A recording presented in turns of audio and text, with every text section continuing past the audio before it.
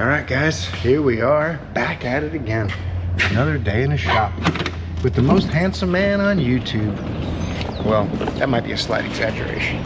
The best mechanic on YouTube. Well, all right, let's try to be a little more honest. I know we're gonna get lots of clicks and subscribers that way, but that's not what we're about. There's not gonna be any cleavage, there's not gonna be any twerking, and there's not gonna be an extremely good looking and super intelligent guy in this video. This is gonna be a mechanic who's been doing this way too long. Probably should have retired a few years ago, but not able to yet. And I'm gonna take you to work with me. We're gonna see what we can get done today. We'll probably be playing with this F150 that's been out in the grass for a year. Customer really would like to get it back, and I don't blame him. He's actually very patient. It's just like a toy vehicle, but it's got electrical problems. We're gonna work on that. We got a couple of other things going on.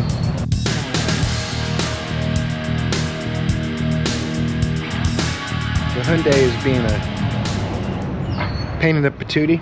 I think it's got a problem with the starter, but all of a sudden it started, so I can't continue testing till it does it again. We'll see what happens with that one. But we got a beautiful day, 68 degrees, gonna be in the high 70s, low 80s today. I see if you're in the Northeast, whew, looks like they're getting snow and rain and nasty stuff. Don't worry, spring's coming. Hold out, stay strong. Won't be long now. Let's finish getting this place open up. Not have such a crazy long intro. I hear that's not the thing anymore. And get to work. We're gonna try to learn a thing or two, have some fun, get things done, get people on the road. Stay tuned. Look at this 2017 Toyota Camry. Really clean car inside and out, 92,000 miles, a love rating of 8. And it's got a little rattle in the left front. We're gonna lift it up and take a look and see why it's rattling. Super clean car. I'm gonna take a look around, do my inspection and stuff too, look at the wipers, and then we'll get it lifted up, take a look. It sounds like a sway bar link or something like that kind of thing, or the bushings on the sway bar go bad. It actually sounds more like that probably, but we'll see. And you guys know I'm a sucker for red too. Car's real nice. It does have scratches and stuff on it. Not perfect, there's some scratches here and there, but at least they keep it pretty clean. Let's get this thing lifted up.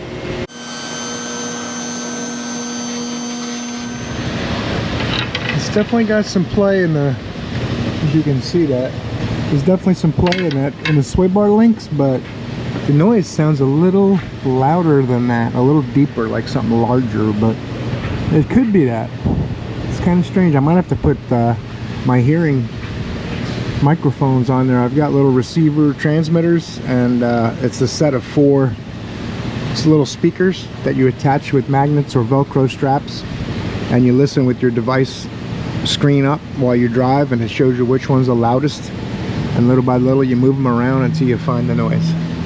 We might have to do that, but that's time consuming, so we will only do it if necessary. I know I can definitely see some play in that, and I can feel it too. Not the axle, but the link.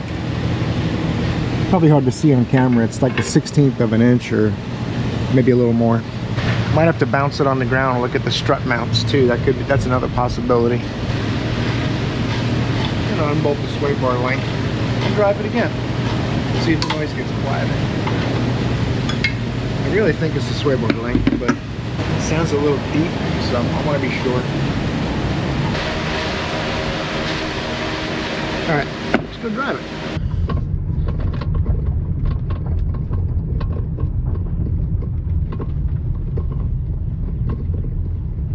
I still hear it. That's why we test. Something in the, it sounds like the left front, but it does it without the sway bar link on there, so it's not that. It's a pretty sharp, I don't know if you can hear it on camera, it's a pretty sharp like alright, back on the lift. I might have to get the sound speakers on there. All right, a little change of pace while the customer thinks about what he wants to do with the Camry. We got this 2017 Jeep Cherokee Latitude. It's gonna get some motor mounts. They said I recommended motor mounts a few months back. It's a little tattered, a little worse for wear. It's gonna get a 3 on the love rating. 111,000 miles. Poor thing. let's get to work. We got some quality motor mounts to put in it from random manufacturers. We'll see how it goes. I think the one to do the one mount, you gotta take the battery and battery tray out, take the power distribution center out and the mounts under there, and then this one, coolant bottle and the air box, it's under there. And then there's a third one down below, little dog bone guy. That should be this guy here. There we go. Let's get to work. We got something to do, and they're waiting for it too, so hopefully it'll only take a couple 3 hours, but we'll see. Let's take out the 8s first. There's some 10s. I took this off the stud. A couple of 10s in that coolant tank. And this should be out. I'm going to take this whole thing out here.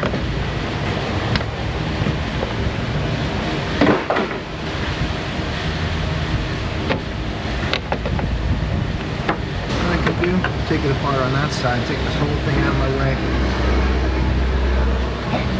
10 millimeter right here.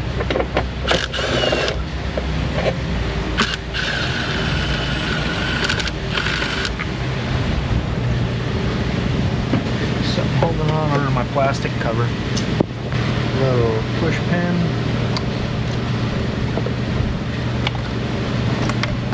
Alright, that's out of there. Push cushion there. I think. What do you guys think? See any more bolts? I don't see any more. Let's see if this helps you. Let's take the air cleaner lid off just in case. Sometimes there'll be one bolt hidden in the box. Just rubber push dealios. Put a little bit of the magic juice on there. And we'll see if it wants to cooperate.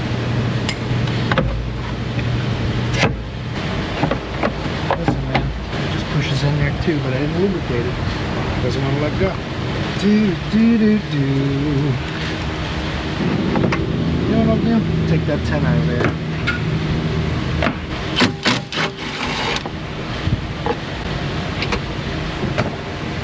I got options. Just a rubber thing I didn't want to let go. Okay. Out of there. Find a safe place for this.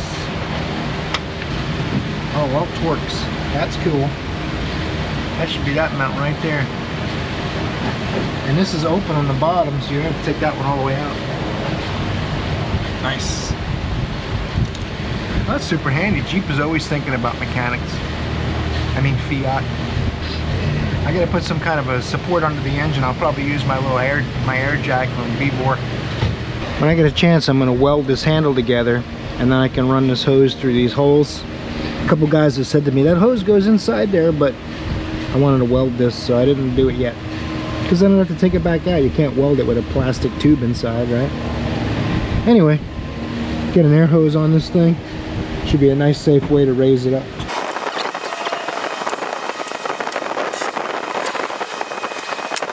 Gravity check.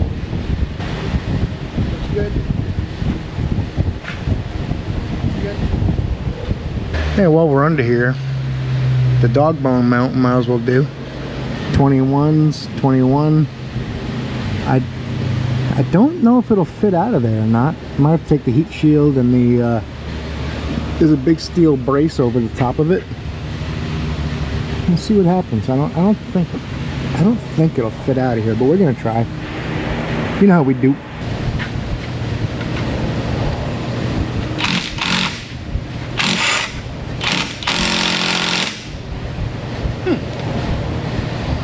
Alright. You want to go all out? Let's go all out.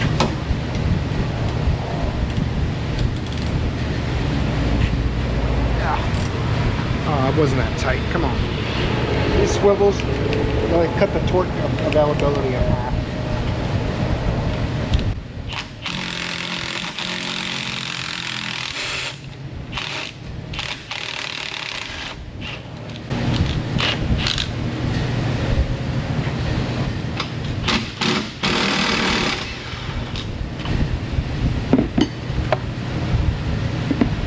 give you enough room to fit the bolt out the top. Let's just say in my years of experience, I'd only have been surprised if it did fit out.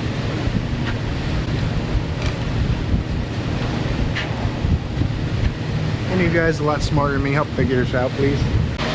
To lower this engine cradle a little bit.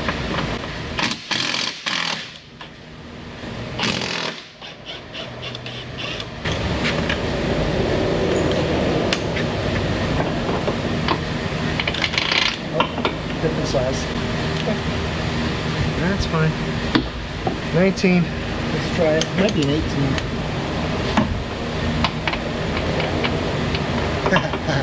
Because Jeep Chrysler, they like 18s.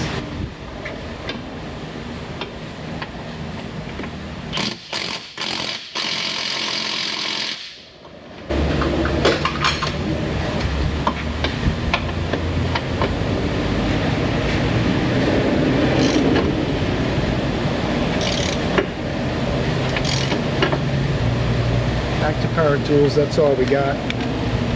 That's all we needed to use this, I think.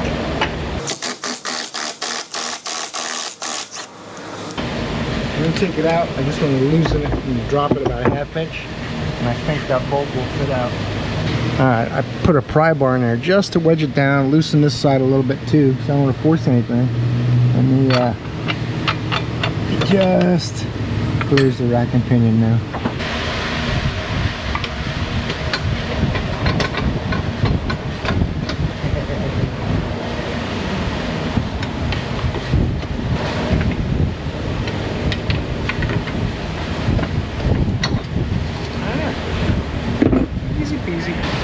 It's heavier duty, the aftermarket one. That's good. Everything looks to be about right. There's no, sometimes you gotta watch on things like this. The one side will be, like this will be offset. So you gotta pay attention to that, but it doesn't look like it is on this one. So all we gotta do is shove it back in there. What do they say? Installation is the reverse of removal. Durr. Very helpful.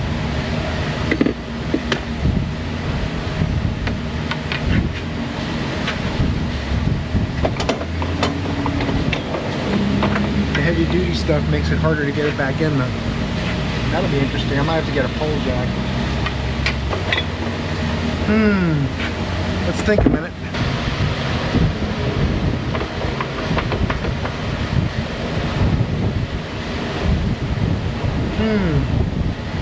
A little coercion, maybe?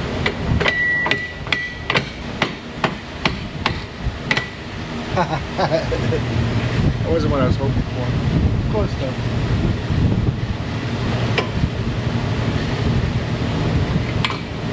Now we're good. That's cool. Love me some Dunkin' Donuts, man.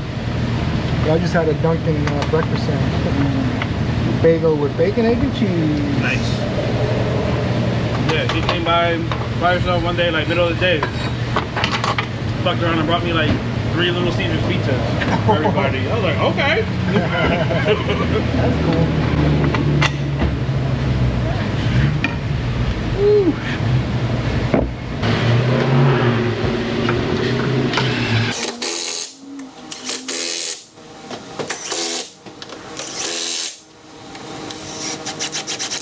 Those are the mount bolts. Let's do the rest of the subframe before we jump out of line here. Nobody likes cut line cutters. I'm gonna leave that setup out because I think I might need it for other mounts.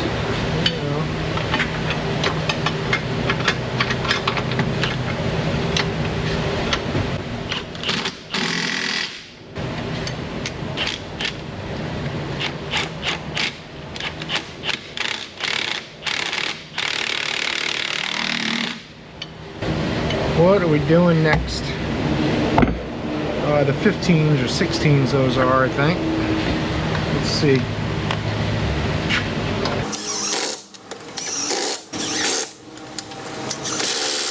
Double checking all my bolts. 15s, 16, whatever those were. 21s, 18s, all good. Alright, on to the other two. Alright, let's hook up this air line, get this jack up.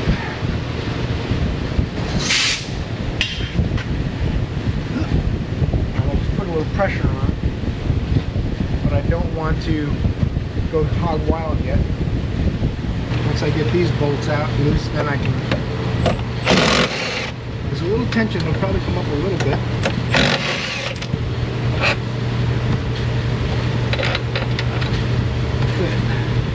Nope. I got tools for that, don't worry.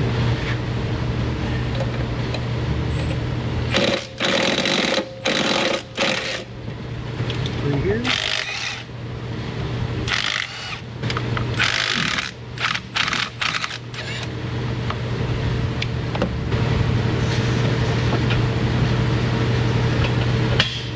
Jack is super handy, I gotta tell you. No sitting there pumping a jack, floor jack, it's not in your way nearly as much, etc.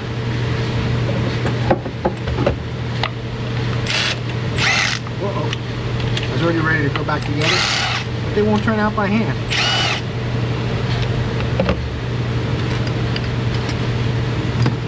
I do that way too much. I prepare my tools for the next step before I'm at the next step.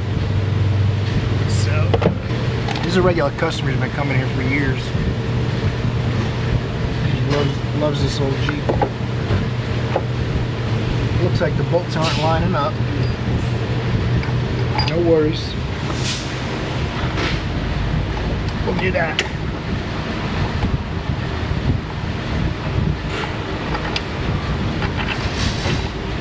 I don't know if that's a tolerance on the aftermarket mount. If the factory mount was so sacked out that it's in a slightly different spot. Get them all in, at least a few threads, so we don't have any Jimmy created issues, or man-made, however you want to look at it.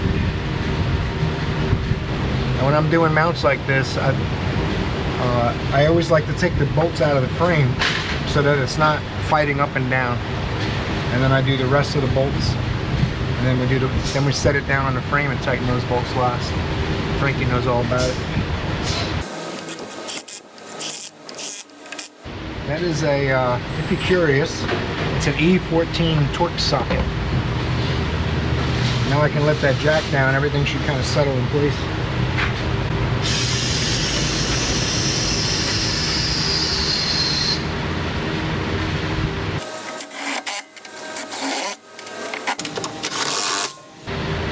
Pop a couple things back together over here, and that mount's going to be the hardest, but it still shouldn't be too bad.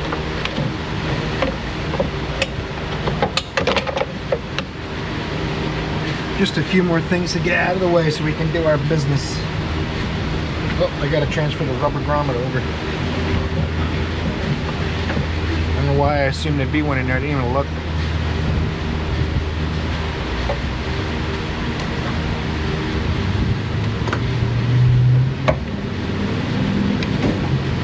Couple bolts in that air box. Off we go. Alright, I popped the battery out. I was hoping you could pop this off here or something, but looking at the new mount, there's threaded bolt holes, 3 of them. So I have to take this fuse panel part out, and then I probably can get to the bolts to take the bottom of the cover off, I guess.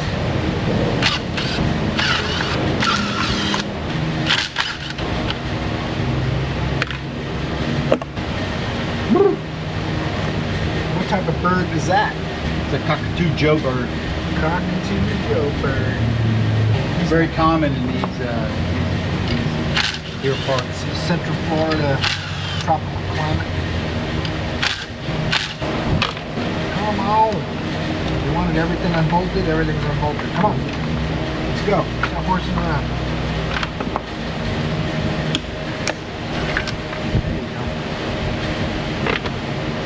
We got to disassemble the entire thing. That's kind of odd. I don't like disturbing connectors when I can avoid it, but sometimes you don't have a lot of options. These are pretty beefy connectors. They're not like like PCM and module connectors are a little more fragile, so. And everybody knows how durable Chrysler and Nissan IPDMs are. 8mm, and this should let me see that mount.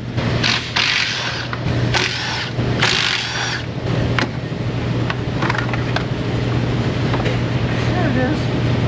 if there was like a little notch right here, probably can get that bolt out. I don't think you'd be able to lift the mount out anyway. Let's get a couple of assistants over here to help hold these harnesses out of the way. I think we're gonna have to pull this battery tray out whether we like it or not. We'll see what's involved in that. Got a module attached to it and all kinds of other cool stuff, but I think if I can unbolt a couple of these bolts, I can kind of tilt it out of the way. That means there's some bolts down on the frame somewhere. I look up the procedure, it says remove battery tray. You don't know where the bolts are, stupid? Nope. Gotta take some more bolts out from underneath. This will probably be mostly a shiny head episode, but we'll do our best. We gotta get this wheel liner out of our way so we can see what's in there. It looks like traces of a coolant leak. It could just be something from cleaning the battery. It's hard to tell.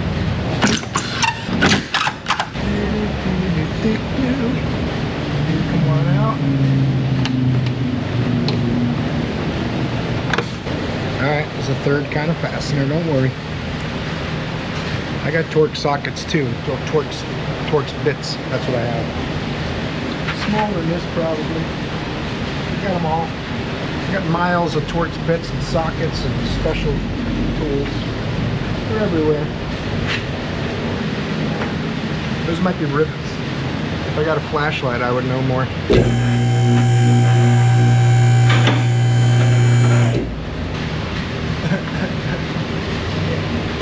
I don't know, they want you to take the bumper off or something like that, I don't know. We got the washer bottle bolted to the battery tray and stuff. I'm gonna take that ground cable off the frame. There's a bolt under that harness and stuff. I pulled the wheel well out of the way off camera. I didn't want to traumatize anyone. I know people be in there typing feverishly, so I saved you a little effort. Don't let me stop you though, go ahead. This is way better than putting a notch in the battery tray, that's for sure. The last thing I want to do is encourage you guys to get in there and tell me I'm doing something wrong.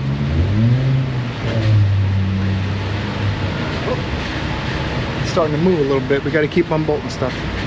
Ah, there they are. So if you just take the transmission out, then those two bolts are easy. They're right there. No big deal.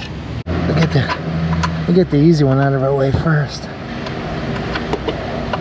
All I really want to do is move this battery tray towards the front of the vehicle about an inch, and I'll have room to get the mount out, I think. I'm not making promises. That's the easy one. I think what this car needs is a big hug, and that'll help. Come here, Jeep. Come on. I know you need a hug, guys. Yeah. It's gonna be okay. It's gonna be okay. You're in good hands.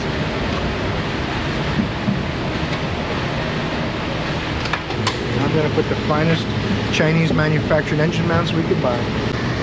The battery tray moves just enough. I got my socket on it. The other off. That's perfect. Can't ask for any more than that, can you? I think there's 3 different size Torx on this. Yep. This one's over here.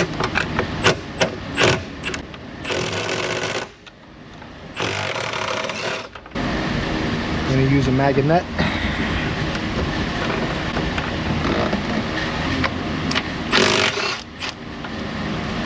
I'm going to just take it all the way out because this looks like it's going to be a tight squeeze. I'm going to support my transmission with the same air jack, and we should be able to take those other 3 bolts out and be, what do they say, smooth sailing? Something like that. There you go, perfect. What more could anyone ask for? I don't design them, I just fix them.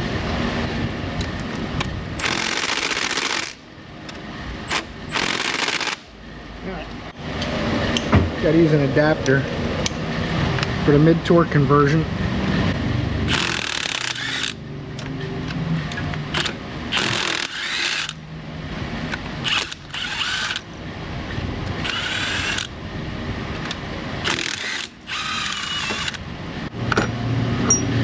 These are some big ones. This side of the engine must be heavier. This mount's much more robust. Oh, I hope it fits out of there without taking the battery tray all the way out, because it's gonna be like another hour and a half to get the rest of the battery tray out of there. This harness is proving to be one of my bigger issues. It's not really helping me out having this ear and the harness over it instead of having the harness under it. Ow! Watch your elbow. Especially the funny bone. That's what I call it at. It's not that funny.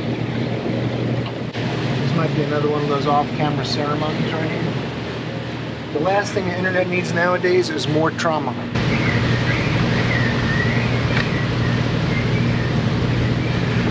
Trust me, it's not something you wanted to see.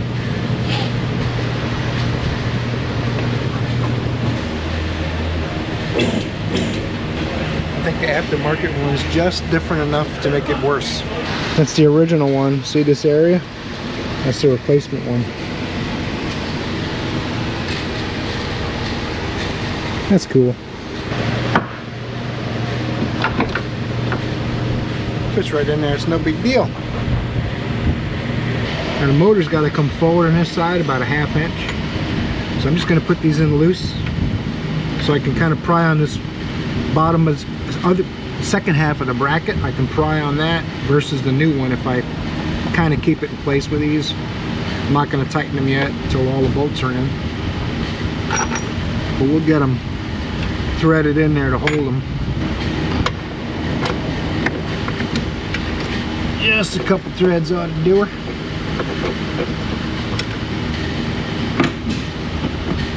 Good size pry bar. It's easy. I could have done that by hand, but I don't feel like it.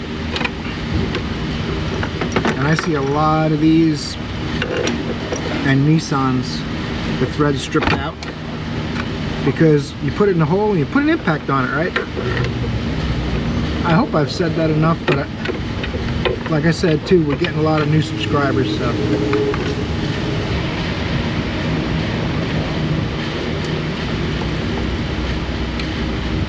I want these bolt holes and these bolts kind of centered, so I know I'm at about the right spot. Not a perfect science, but especially with aftermarket parts.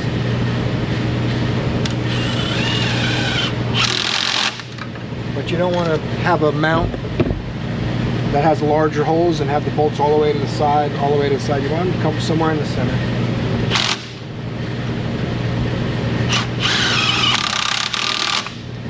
It even says it in the instructions. Yep, I read them. Not proud of it, but I did. Actually, I take that back. I am proud of it.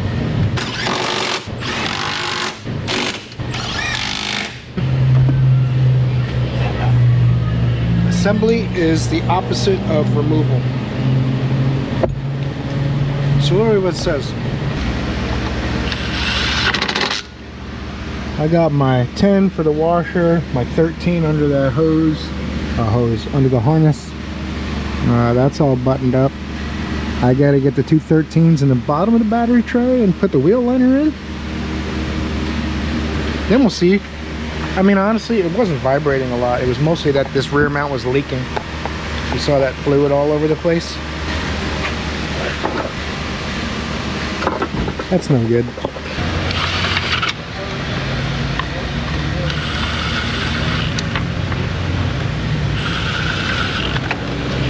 I just think that's the silliest thing, don't you guys?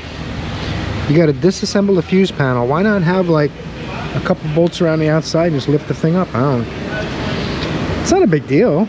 I don't know. I shouldn't fight it. I should just roll with it. Accept it. That is good stuff. The only reason it really matters to me is every time you disturb this kind of stuff, it's an opportunity for something to go wrong. What really disturbs me is this area that's in the way doesn't do anything. There's nothing that goes there. That's another thing I would have to change if it was up to me. If it wasn't for what are the names in India now that make these? It's good stuff. It is good stuff. Where are all the rest of my stuffs? There's a lot going on here, man. I'll tell you what. Some of the cables, I have to remember which one. One of these drapes across here. It goes there. One. I gotta call in a professional. This is complicated. I guess this is how things work for Fiat, Alfa Romeo, Ferrari, whoever it is. Who owns Ferrari now? Volkswagen? I forget. It's all so confusing. Oh, maybe it's Lamborghini that Volkswagen owns. One of them. I think they own Bentley and Lamborghini. Hey.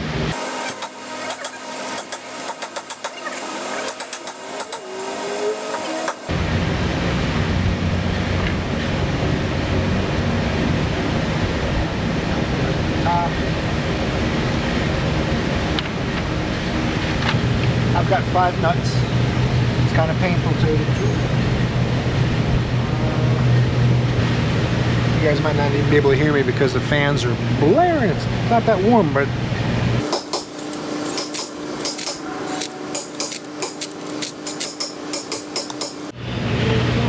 I got my gun turned down a little bit for those. Look at that, I'm all out of hardware, all out of connectors. I don't see any loose cables on this. Battery.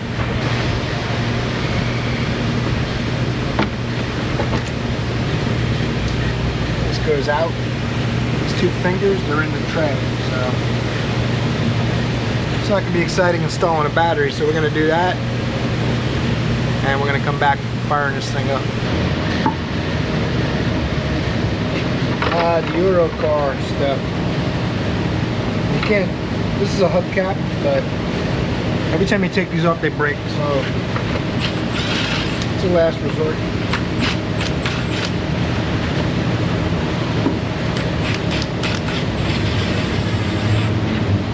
.3/8 gun. It's not the way I prefer to do it, but make it work.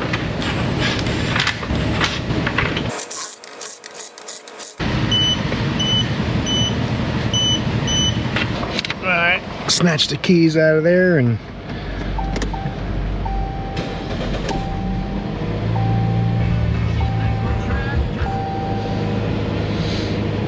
see how it is in gear. Listen for weird vibrations and noises and rattles and stuff, but you can feel a little bit in the steering wheel, but that's inherent to most of these Jeeps. Oddly enough, the Wrangler or the high-end Wagoneers and stuff, you don't feel the vibrations, but all the other models, the Cherokee, Patriot, all them, I can feel some vibrations. But this is what it is. Kind of a lightweight vehicle, you know, but they're kind of expensive to do that. It's always seems like it's been that way. What do you guys think? This was done. I think we're going to do struts on that Camry, so let's pull that in next. We've done some struts before. We're going to do some struts again. 17 on the sway bar link. Gotta find the flats.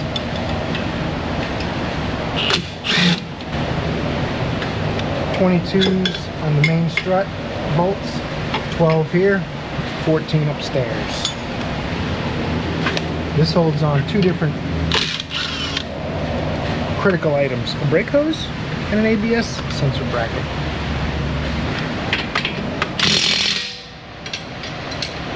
Eyes and ears, people.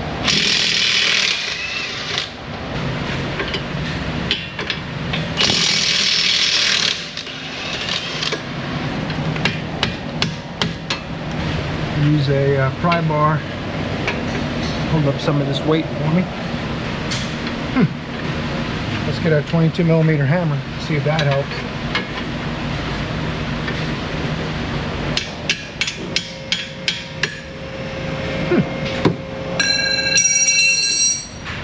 Let's gravity check.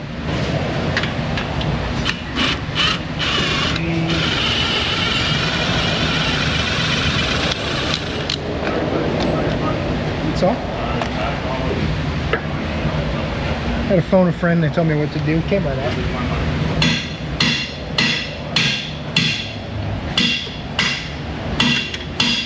You don't want to let that axle pull out of the inner cup if you can avoid it. They will go back in if it does happen, but I try to keep it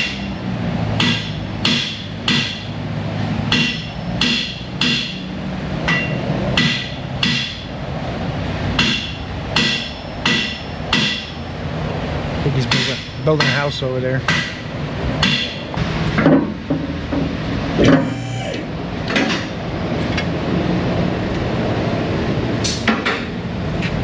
My pry bar on the ground will leverage the arm so it doesn't drop further and let the axle come out while we get the strut out of there. 3/14s, and then we'll lift it out of here.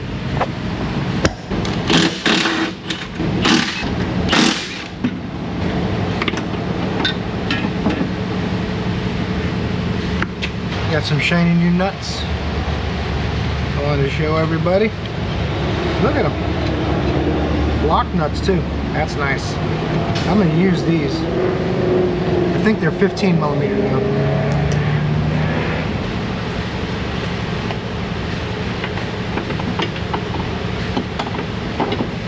We can go ahead and tighten those up.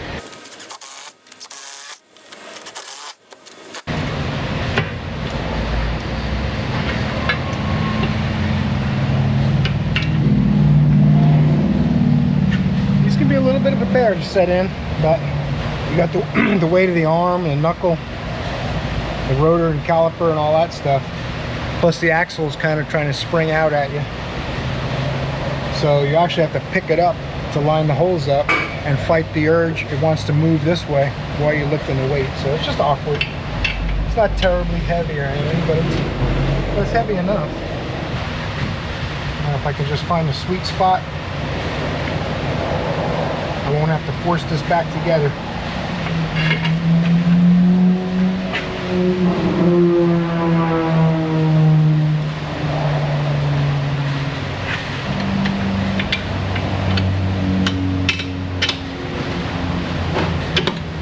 Now you gotta hook your little doodad into your hoo-ha, and there's no hole for this to go into.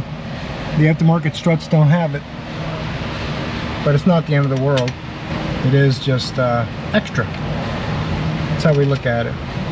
We don't look at it as less, we look at it as more. Try my best not to make this a shiny headshot, but it's hard to see the flats back here.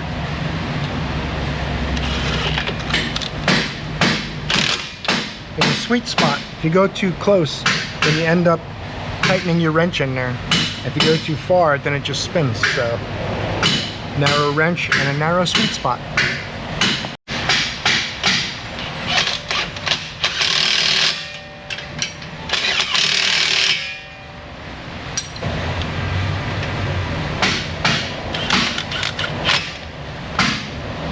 Got those, got that. Top's done. Get the wheel on this thing, head over towards the alignmento rack. That's what they call it, Kissimmee. He's building a heck of a house over there.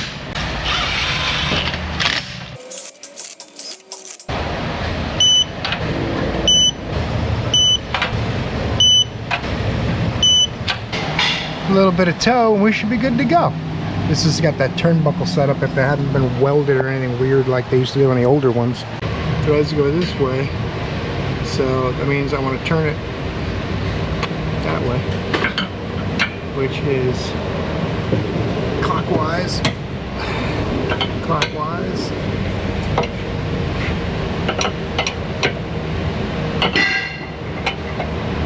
That's just a practice run. I got to go to the other wheel. I want to make sure it was going to loosen on the one I'm not adjusting.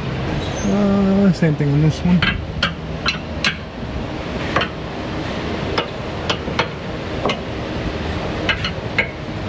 Now I want to toe in, so I want to go longer, which is the opposite direction. Look at that thing. Green! Well, it didn't take much, did it?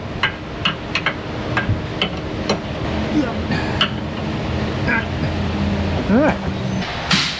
I'm not trying to get all braggy, but that was a quick and easy alignment. I think he's on the second story of the house now, so...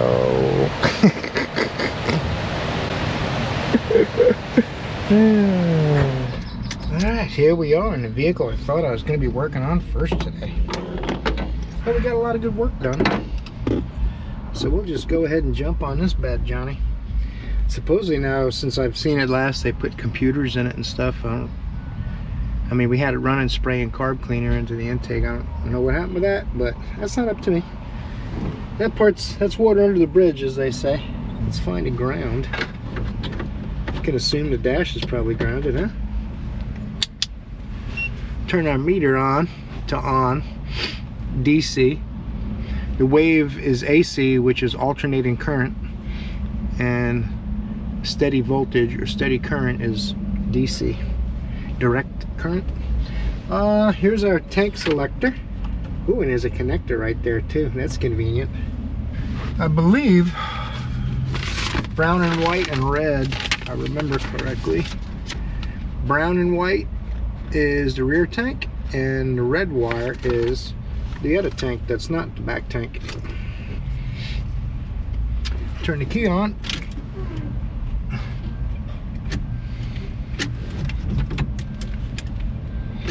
It doesn't crank, which we did put a neutral switch in. I thought that fixed that. All right, that's a separate problem. Let's see. We go brown and white. It's on the front tank now. Let's try the red wire.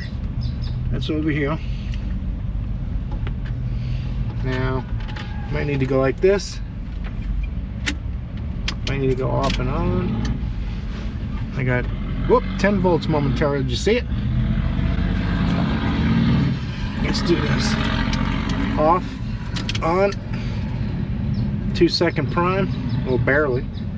Now let's go to the rear tank, brown and white. See if that's working. Off, on. Ooh, that had better voltage to it, 12.5 volts. So what I'm going to do is hook up a test light now. I'll put a little bit of load on this with a test light, and we'll see if it still sends 12.5 to the rear tank and 10 volts to the front. I'm guessing it'll probably drop off on the front tank and the switch isn't sending enough voltage out. Once we put a little bit of a test light on, just to see what the circuit can handle.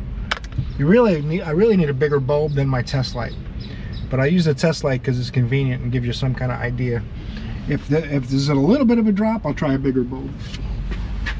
Let me go to the same.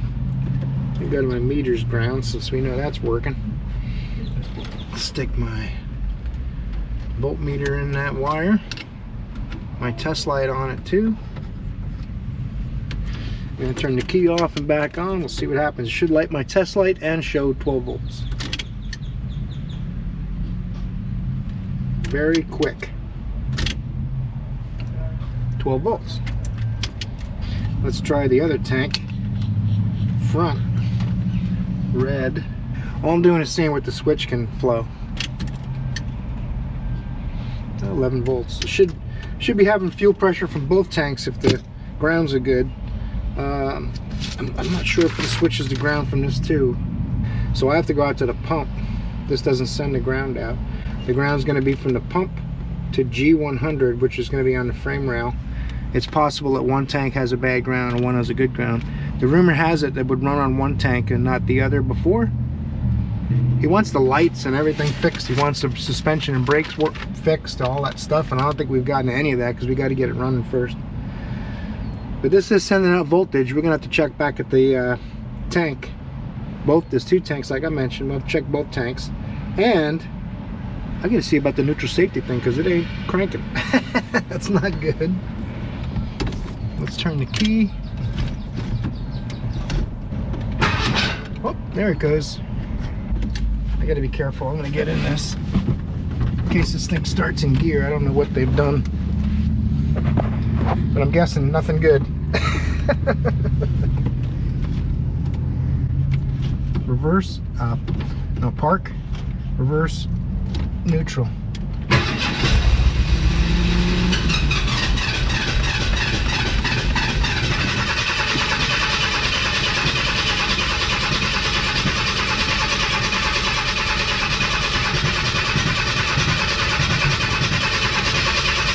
Well, the starter's staying engaged. That's not good. I smell bad gas. Starter staying engaged. Now I'm gonna guess that sitting out in the grass for a long time has not done this vehicle any good. I think when it first came in, it had a new rear tank put in it. but now the gas has probably gone bad again. Although it's been about a year, it probably hasn't done a lot of damage, but it'll just need to be taken out of that tank. We might be completely starting from scratch. It cranks in neutral, but not in park. So there's something going on with that. I've got it in park now. So I'm gonna go down to the transmission selector and make sure it's adjusted correctly. And we'll take a look at what's in these gas tanks. I think we'll get a sample out of each tank.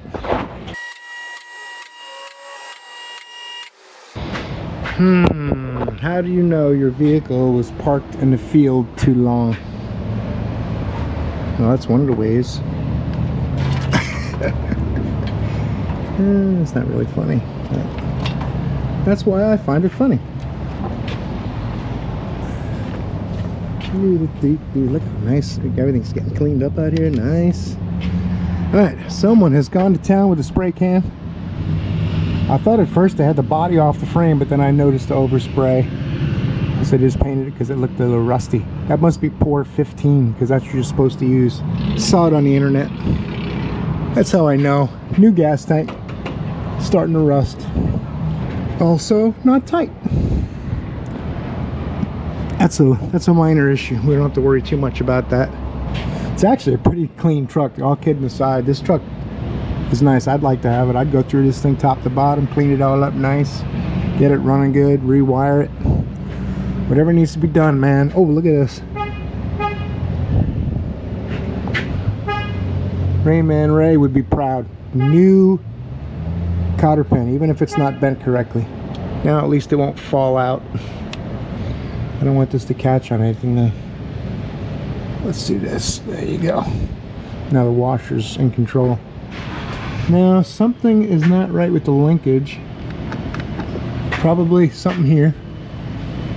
I don't think these are adjustable. I think you adjust it from here, but I'm not sure. You know what I'm gonna do? Put the key on, put it in reverse, see if I can adjust this till the reverse lights come on. And then you have to adjust when the transmission's in reverse or neutral. You got to adjust this, because this is mechanically letting the shifter know where neutral is on the transmission. And you can also even adjust the little indicator string.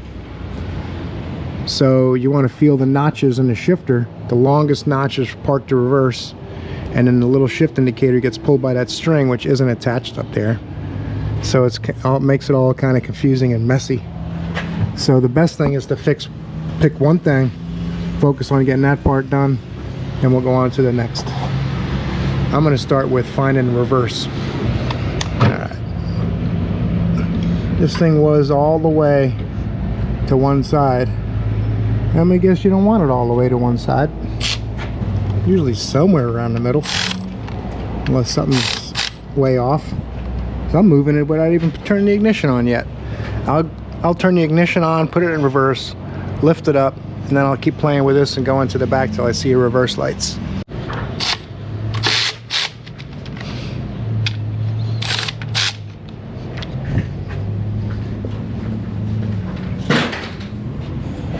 Uh-oh. Let's see if we can do this. I can see it from back there. Ow, watch your head.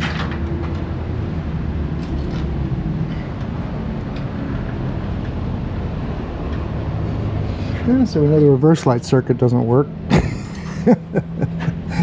Oh, it's not really. The connector's all befundled. That's probably not helping. Oh, that's kind of a shame. I could check the bulb, see if the bulb's good. I could also put a test light or a voltmeter on the reverse wire coming in and out of this, see if it's got power in and power out, because normally it just closes the ground for cranking. What's going on? 12.2 volts. Black and pink is where it's going to go out to, I believe. None of them fit my description. Well, I know I got power in on my purple and orange. That's this one. 12.2 still. I might just have bad bulbs in the back. That's a bummer. So, what we could do, try it one more time just out of sheer stubbornness, and then go up and check the bulbs. That's all. We either got lots of bulb problems, or the neutral safety is not working, defective. Alright. Got some alternative fuels. I'm gonna try to start this thing again. The reverse lights I can't get to work. I gotta check maybe there's a connector going towards the back. I tried my test light in the socket. I tried all kinds of it, and it doesn't light anything. Kind of strange. I tried moving the shifter all through the range, and the reverse lights never even flicker.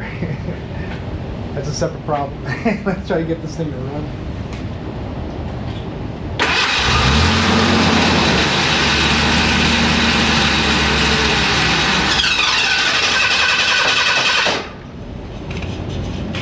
Starter solenoid apparently sticks. Alright guys, we are buttoning up. I'm putting the battery back on charge. We know we need a starter solenoid. I don't even want to try to start it anymore. You have to smack it every time it keeps cranking the starter. And we're going to play with it some more. Figure out those reverse lights. It won't crank and park at all. You have to go between reverse and neutral. We'll figure it out. Thanks for watching today's video, guys. Enjoyed your company all week long. I hope you subscribed if you're new. You like the content you're seeing, you want to see some more, you click the bell, get your notifications. Torque the like button on your way out. Have a great weekend. Hope I see you in another video, because you're awesome.